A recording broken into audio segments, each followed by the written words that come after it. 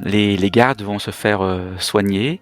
Certains vous donnent une franche accolade ou poignée de main pour dire bravo. Même la femme reconnaît vos compétences de combat.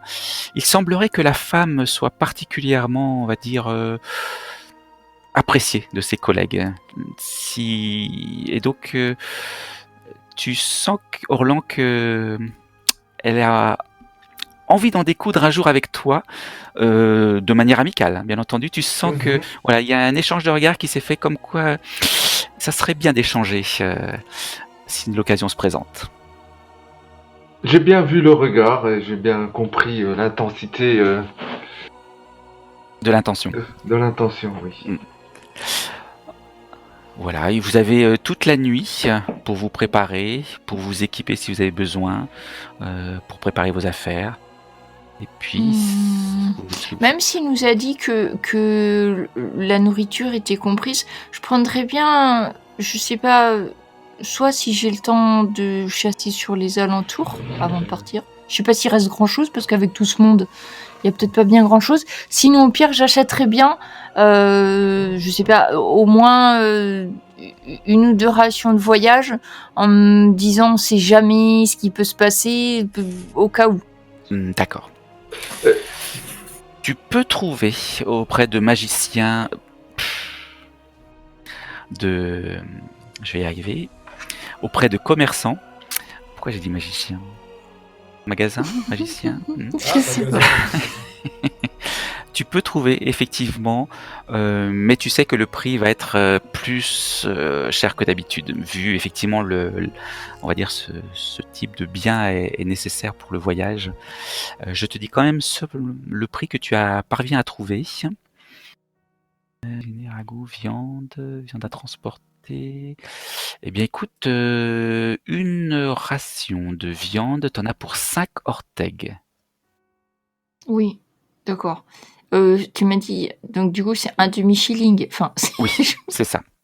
Mais je vais la prendre de toute façon parce que je sais en voyage que même quand tu crois que tout va bien se passer, qu'il peut toujours y avoir un risque et je me dis au moins ça permet peut-être d'attendre par précaution, je vais prendre. Oui. Du coup, voilà, donc je fais ça et après je considère que c'est prêt hein, et je vais dormir juste. En fait, c'est quoi? Je vais dormir devant là où il a dit qu'il y avait la caravane en fait. Ah, d'accord. Effectivement, c'est Même auprès de son si pavillon. c'est adossé contre une pierre, un arbre, n'importe quoi, avec toutes mes affaires prêtes. Pour être sûr qu'ils partent pas sans, parce que je leur fais pas tout à fait confiance. Il pourrait bien partir sans vous. Oui. Tu risques d'avoir froid. Je m'emballe dans mon sac de couchage s'il faut, mais je reste là. Ah ouais. Je peux faire un feu devant leur tente? Non, peut-être pas. Bah, il y en a un déjà. Bon, bah alors je vais à côté du feu, avec toutes mes affaires. Entendu. Bon, en fait, tu dormiras presque à côté des gardes, sauf qu'eux, ils ont une chambre quand même bien installée à côté, mais toi, tu seras là, on va dire, tu surveilleras le feu, enfin, tu seras la plus proche. Okay. Je vais essayer de trouver un carquois de flèches. Une dizaine de flèches. S'il y a quelqu'un de carreaux, je veux dire. Si quelqu'un sait les fabriquer ou en vend. Oui. Oui. Tu trouves un marchand, c'est ça que je cherchais, local, qui fait partie du camp de réfugiés et qui habite à demeure, enfin depuis plusieurs mois ici, effectivement, qui prépare des armes pour la traversée. Donc il en vend très souvent. Je vais acheter une dizaine de flèches. Des fameux carreaux. Carreaux d'arbalète. Effectivement, il les vend cher. Il les vend un talers, les 10 carreaux. Ah ben je peux pas, j'en ai pas. Après, tu peux emprunter auprès de tes collègues, y a pas de souci. Tout en la bio, il paraît que j'ai fait de l'argent, mais je ne m'en reste plus.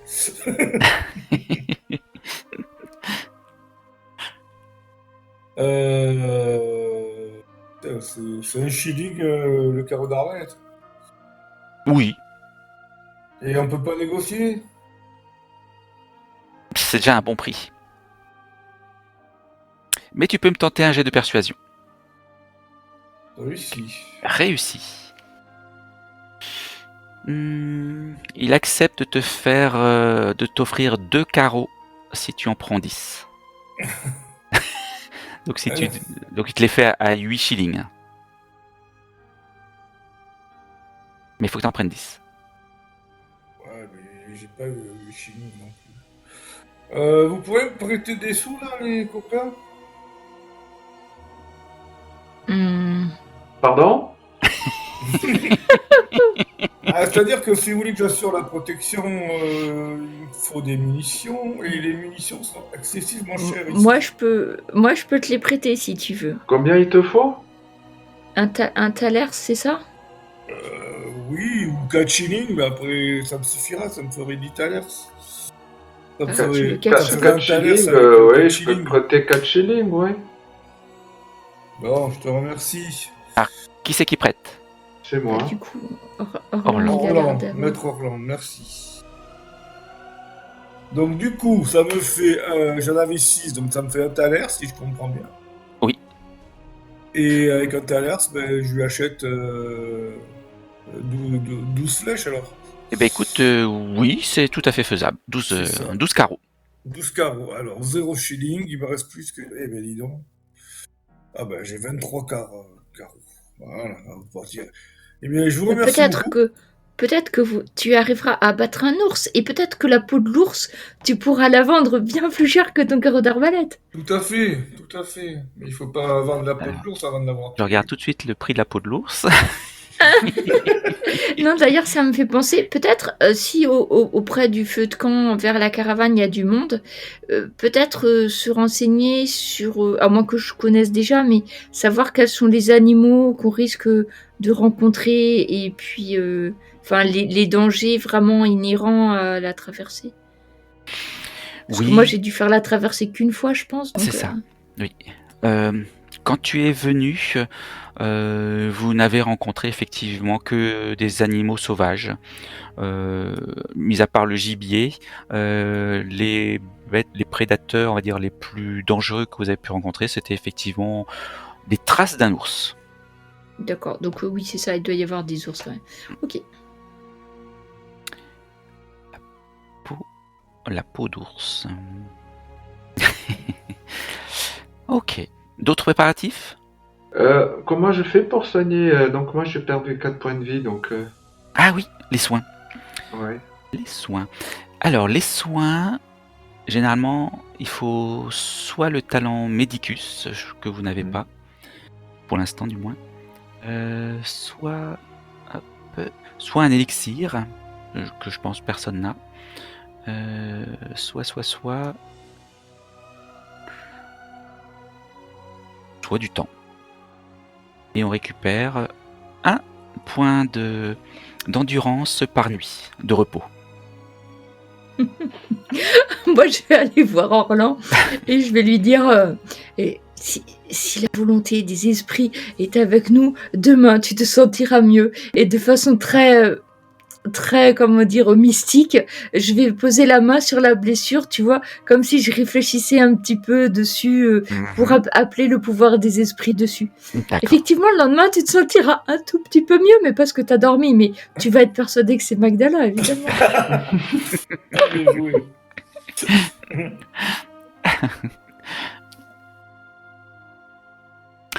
Donc le lendemain, tu récupères d'un point d'endurance. Normalement, c'est même un point par jour. D'accord. Pour vous donner le niveau de dangerosité, effectivement, de ces... Oui. Et les élixirs, c'est cher? Les élixirs, est-ce Si qu'il je y veux en aller a en qui seraient vendus? chercher un, Il me semble qu'il y en a... un baume cicatrisant. Oui. Il me semble qu'il y en a en plus. Ah, bien sûr, ils vont être rangés dans une catégorie à part. Ah, ça y est, j'ai trouvé la peau de loup. Un thalers. Ah oui. Un thaler pour un élixir? Non, pour une peau de Non, loup. pour un pot de loup. Ah, J'irai chasser le loup. Voilà, quand je cherche quelque chose, je trouve autre chose mais si normalement. tu trouves un renard argenté, peut-être que ça vaut plus. Ben voilà, oui. Un ours blanc. Un élixir de vie. Je crois qu'il n'y a pas moins cher que ça. Élixir de vie. qui donne au personnage des pouvoirs de régénération. Il est guéri d'un certain nombre de points d'endurance pendant un certain nombre de tours. Ah, c'est régénération, d'accord. Ouais, c'est oui. Est-ce qu'il y aurait moins cher? Parce que c'est 6 talers. Ah, que j'ai pas. Ah ouais. Ah, c'est peut-être un futur commerce à faire, ça, faire des Des élixirs, hein, ça rapporte bien. Je S'il y comprends en que a ça un qui a coûte envie cher, de un lancer. élixir de régénération.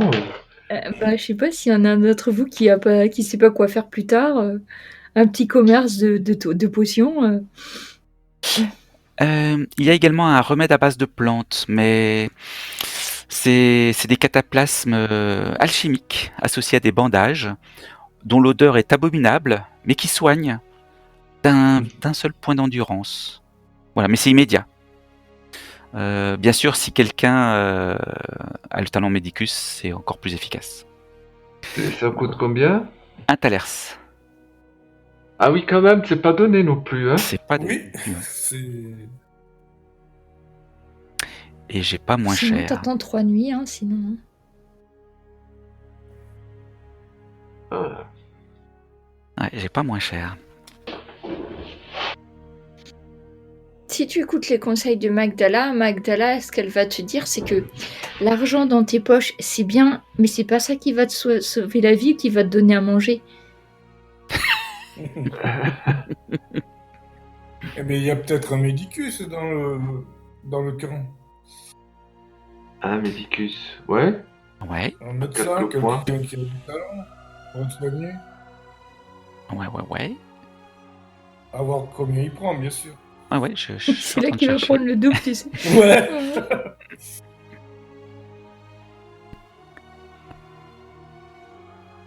Ou peut-être que c'est aléatoire, ça dépend combien il jette son dé pour savoir si ça marche ou pas. Si c'est comme Jacques Auguste, je vais me méfier. Mais bon. Alors, Après, il y en a effectivement, peut-être pas tant que ça. Si, il y en a des le Medicus quand même. Medicus, il y en a. Je suis en train de chercher. Ah ouais, mais C'est un grand il va camp, forcément quand même. coûter au moins 1 talers. Ouais, au moins. C'est le minimum qui coûtera. Et encore, Oh, c'est le ça minimum, m'étonne il pas. coûte même un peu plus cher. Pour gagner combien? Voilà. Tout Un Et- point de... soin. Il faut que je trouve combien est-ce qu'il vous apporte. Ah oui, un des 4 ou un des 6. Il l'utilise avec un remède à base de plantes. Et ça, c'est si c'est un novice. Et il prend combien? Un talent, c'est ça. Ah ouais.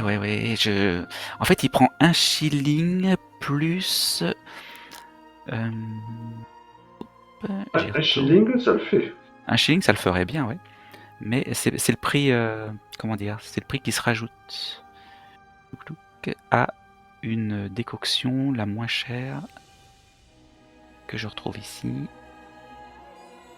Et la moins chère, ouais, c'est bien ça. Hein. Bien ces services. Medicus, il coûte 1 shilling et le prix de n'importe quelle décoction alchimique. Alors... Ah, mais d'un autre côté, au lieu que ça fasse 1 point, ça fait 1 dé, donc ça vaut le coup quand même. Enfin, Oui, disons que ça augmente ça les, c'est ça, ça les augmente propriétés. l'effet du cataplasme ou Exactement. de la potion. Voilà, c'est par exemple le remède à base de plantes, c'est le moins cher, il coûte 1 talers. Ouais. Hmm. Je regarde mieux. Voilà. Et t'expliques que ça sert à rien de le manger, qu'il fallait le mettre sur ta blessure à la place, et du coup ça marche. Voilà.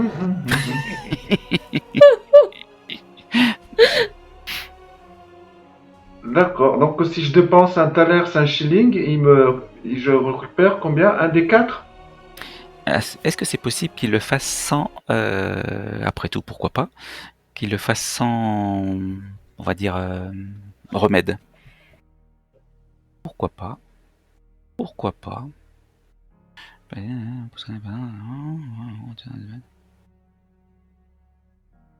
Oh, j'ai juste 4 points à récupérer, donc un Eh ben, naturel, écoute, on plus un de va plus. dire que oui. On va dire que oui en attendant que je trouve mieux.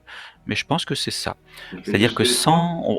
je vais considérer qu'il va essayer de te soigner sans remède à base de plantes. Il va te recoudre, il va mettre un bandage, il va mettre de la terre points. De la terre? ouais, pour essayer de cautériser. Et ça te coûtera 1 shilling. Allez. Et Il je fait perds un chauffer, point de vie, d'accord. il fait chauffer l'épée dans le feu et puis il cautérise ta blessure. Et tu peux lancer un des 4. Oh, un des 4. Alors, tu es obligé de le faire à gauche. Ça y est, j'ai fait 3. Joli. Bah, tu récupères 3 points d'endurance. Voilà. Ah bah voilà.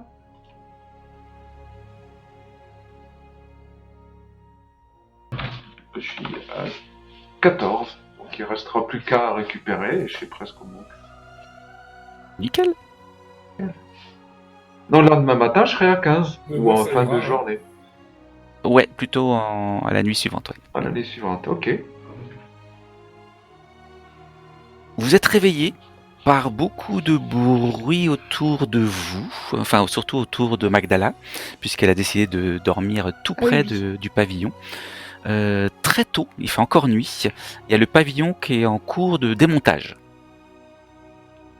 C'est le moment de partir. On jette toutes sortes de choses dans le feu qui ne servent plus.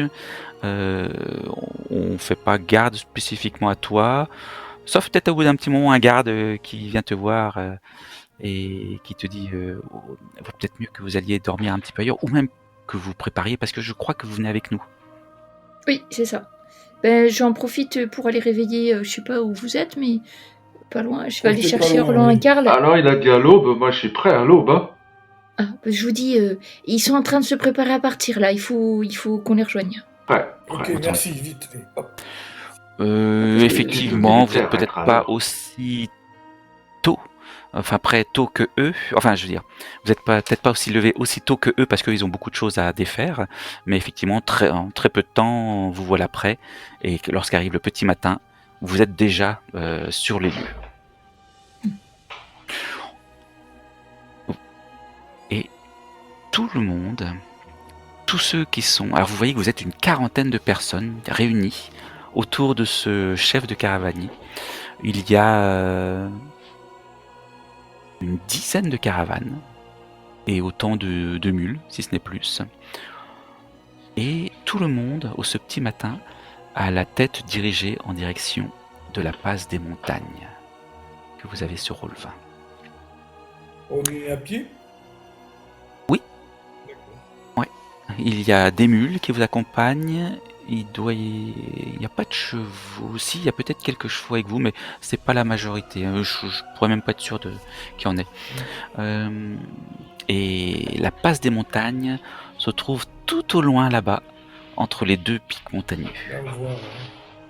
Vous avez une météorologie maussade, signe que de la neige pourrait tomber à tout moment.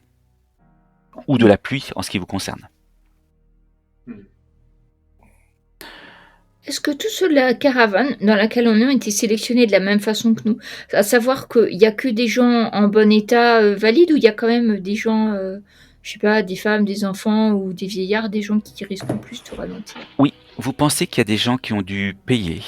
Vous pensez qu'il y a des gens qui ont dû, comme Telk et Keller, montrer leur capacité à pouvoir transporter des choses. D'accord. Et vous faites partie des quelques gardes en renfort des quelques renforts pour la garde et la protection de la caravane. Il a dit on a le gîte et le couvert, et combien par jour ? Gîte et le couvert. Je crois qu'on a que le gîte et le couvert. couvert. On a que le gîte et le couvert, d'accord. Oui, et gratuit, la caravane gratuite. Et on traverse avec eux. Mais vous ne payez rien. Ce qui serait intéressant, c'est de voir comment déjà les on va dire guerriers qui ont l'habitude de faire la traversée, comment ils se disposent pour se mettre peut-être aux endroits les plus adéquats pour la protection de la caravane. Enfin, s'il faut, je sais pas. Oui, tout à fait. Il y a quelque chose comme ça de personnes qui dirigent. Eh bien, c'est surtout le caravanier qui dirige, en fait, qui donne ses ordres. C'est pratiquement toujours à lui que vous avez affaire. Comme vous êtes une quarantaine de personnes, c'est pas trop compliqué pour lui de donner de la voix.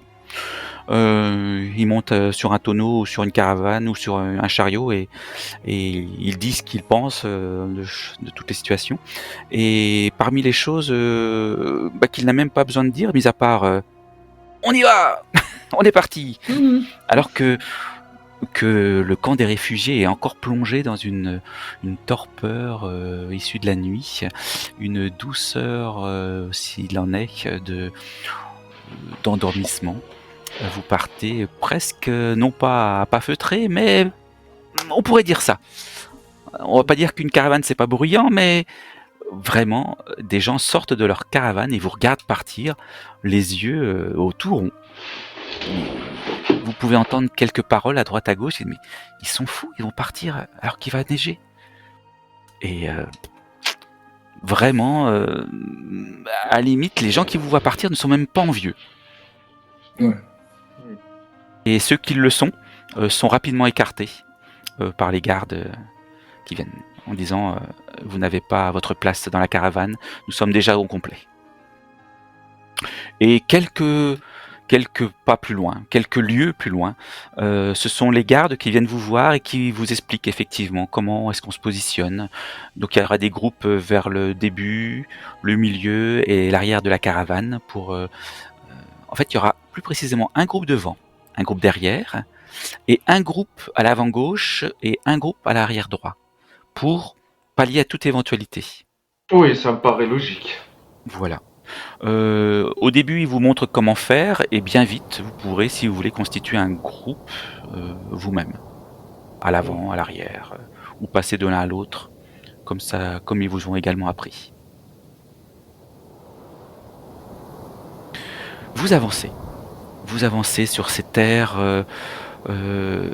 qui sont de plus en plus rocheuses, où la végétation est de plus en plus rase, qui s'annonce ma foi, facile, puisque finalement il ne pleut pas. Vous faites route plein nord. Le paysage est finalement rapidement dominé par une forêt si dense que vous ne voyez que les arbres. Et, bien entendu, les chariots cahotants qui se trouvent devant vous. La route monte progressivement, légèrement, serpentant entre les collines boisées et des canyons finalement peu profonds. De temps en temps, lorsque la caravane atteint le sommet d'une crête, vous pouvez apercevoir les imposantes montagnes qui se dressent face à vous, plus loin, au nord.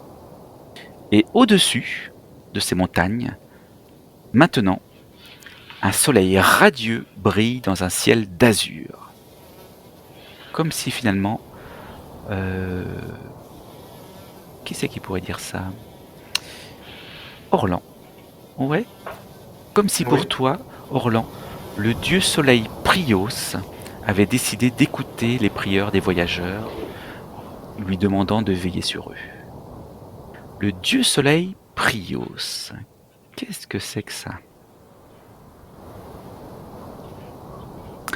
S'il y a une religion, s'il y a du mysticisme en Symbaroum, elle est représentée auprès des humains ambriens et albétoriens, en la personnalité du dieu solaire Prios.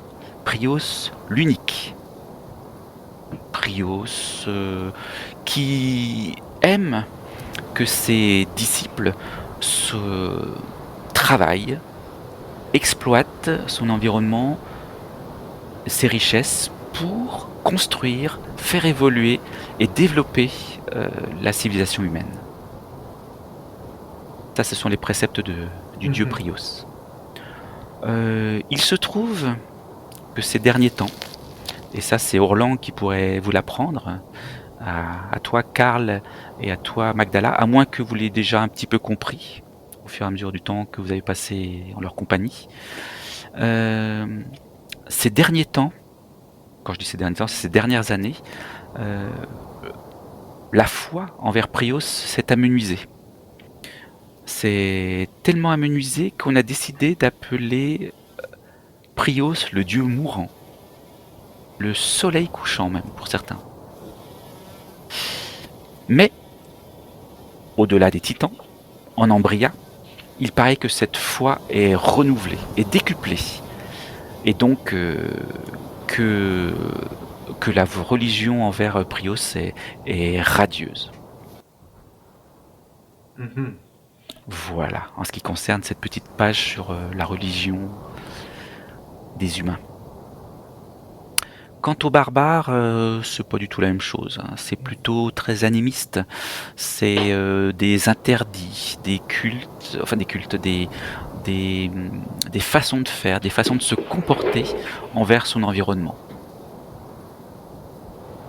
Je pourrais vous en dire plus un peu à l'écart, si vous le souhaitez. Mais en attendant, vous remarquez que même le chef caravanier semble se réjouir. Il dit même tout de go à ceux qui sont près de lui que le visage de l'ordonnateur des lois nous sourit chaleureusement, que voilà un bon présage. L'ordonnateur des lois, c'est l'autre nom que l'on peut donner au dieu soleil Prios.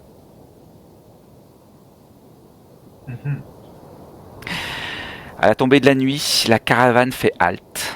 Chacun s'active pour monter le camp. Les chariots sont rassemblés pour former un choral. Vous savez, elles sont mises en cercle.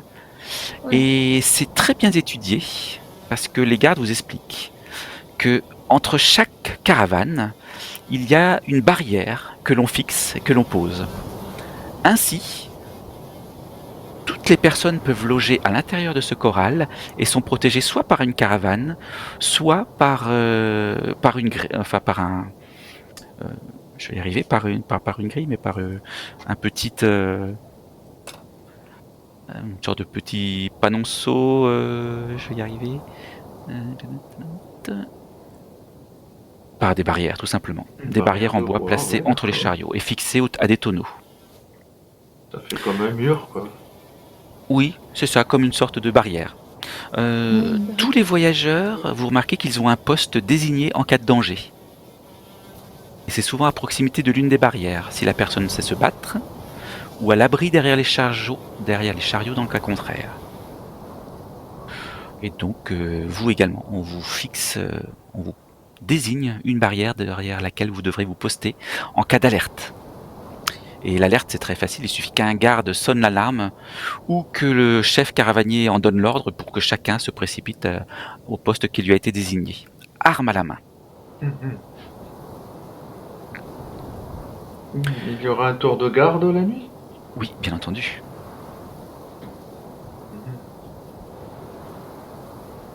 Vous commencez à... Enfin, vous montez la garde, tandis que les gens qui s'occupent de la cuisine commencent à mettre ça en place. Vous remarquez que c'est assez étudié, l'organisation des voyageurs. Manifestement, Argasto ne fait pas payer au cuisinier qui se charge de l'alimentation de la caravane. Il sait se débrouiller. Et vous vous apprêtez à prendre votre tour de repas, alors que les gardes ont déjà mangé et allaient partir prendre votre place, lorsque, au même moment, vous entendez une voix qui retentit. « Au voleur ! Au voleur !» C'est une voix que vous connaissez. C'est la voix d'un des hommes que vous avez rencontré dans le camp de réfugiés et qui de temps à autre venait s'asseoir sur les rondins de bois proches des vôtres, mais qui était assez rébarbatif, si bien que vous n'étiez pas... rébarbatif à écouter, si bien que vous n'étiez pas vraiment désolé de ne pas de le voir partir, quand il devait partir de son côté. Il s'agit ni plus ni moins que de Bartholome, que vous savez être un novice de l'Ordo Magica. Qu'est-ce que l'Ordo Magica ? S'il existe bien une organisation, une organisation de personnes qui essayent d'étudier ce qui se passe, d'étudier la nature, d'étudier les fonctionnements, d'étudier les gens, les créatures, eh bien c'est bien l'Ordo Magica. Le probablement plus important des ordres ambriens, dédié aux études académiques et aux enseignements mystiques. Vous savez qu'ils se sont installés en Ambria depuis le début. Et qu'il existe probablement même des avant-postes situés en Davocar même, dans la forêt. Vous savez que, en tout cas, toi, Orlan, tu sais que chaque chapitre est dirigé par un maître de l'ordre. Et chaque maître est un expert dans son domaine. D'accord. Et la principale motivation des gens qui constituent l'Ordo Magica, c'est la curiosité. Ses membres recherchent la connaissance pour la connaissance en elle-même. Ça leur arrive d'organiser des expéditions au cœur des montagnes et des forêts, afin de rapporter d'étranges artefacts pour les étudier ou déterminer leurs propriétés et leurs usages. Et à leurs yeux, c'est la philosophie et non la spiritualité qui permet d'appréhender le monde tel qu'il est réellement. Voilà, donc c'est des gens qui aiment les preuves concrètes plutôt que la foi. Et ils ne manquent pas d'être très souvent en conflit avec les théurges de la foi en Prios. Après, c'est fréquent ou pas? Enfin, je veux dire, il y en a beaucoup. Non. Des gens qui font partie de cet ordre, ou c'est assez rare? Non, c'est quand même assez rare. Mais c'est un ordre qui composé de nombreux membres et surtout de membres très influents. Ce n'est pas la seule. L'église de Prios elle-même est du même acabit. D'ailleurs, l'Ordo Magica et l'église de Prios sont très souvent en conflit. Ok. D'accord, au voleur, qu'est-ce qui se passe? Oui, au voleur, Nous en étions là.